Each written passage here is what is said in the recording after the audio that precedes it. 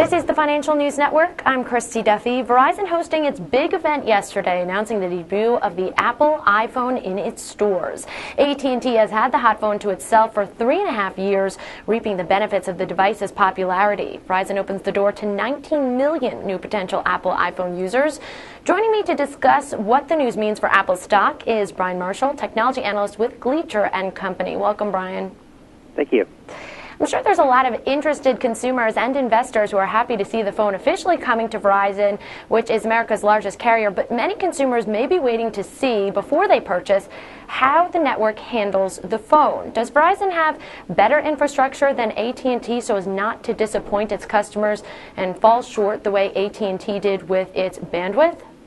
Sure, Christy, that's a good question. I think that there's been extreme user frustration on the AT&T network with what the iPhone has actually done to network congestion. The iPhone's been so popular, it kind of caught AT&T off guard, and they've been building the networks up ever since.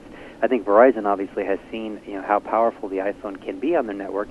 They've made the appropriate measures to their network bandwidth capacity, and furthermore, CDMA is spectrally more efficient than GSM or wideband CDMA. So I think Verizon's going to be in a much better position. All right, and how many iPhone units do you see Verizon selling in the new year? Sure. So for calendar year 2011, we make the estimate that Verizon will ship about 12 million iPhones for the calendar year. So, that compares pretty favorably with what AT&T has shipped basically in calendar year 2010, of a similar amount. So we actually think that this is going to be a pretty big deal for the company. Okay, do you have projections for AT&T so we can compare sort of what the revenues might be here?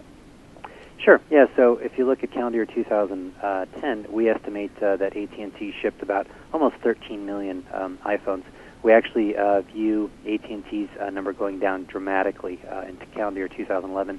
We think there's going to be a mass defection off of AT&T into Verizon. We actually conservatively forecast 2 million units for calendar year 2011 on AT&T. While that might be overly conservative, perhaps maybe 5 or 6 million units could be sold. We think Verizon's going to represent the majority of the iPhones sold in the U.S. In the new year. Okay, and where do we see Apple stock going from here now that the big announcement has been confirmed? Sure. So we upgraded the stock at $80 about almost 2 years ago, and so we've had a very nice move since. Our current price target is $355, so that's a little more than $12 of upside currently. So I think right now there's an awful lot of good news factored into the shares. While we still have a buy rating, it's not as attractive as it once was, in our opinion. However, they will report earnings here pretty soon, and Apple usually does a very good job with their estimates and earnings model going forward. So would not be surprised to see our numbers move up here pretty soon. All right. Thanks very much, Brian. Great. Thank you, Christy. Brian Marshall with Gleacher Company. For further updates on this, stay tuned. This is the Financial News Network. I'm Christy Duffy.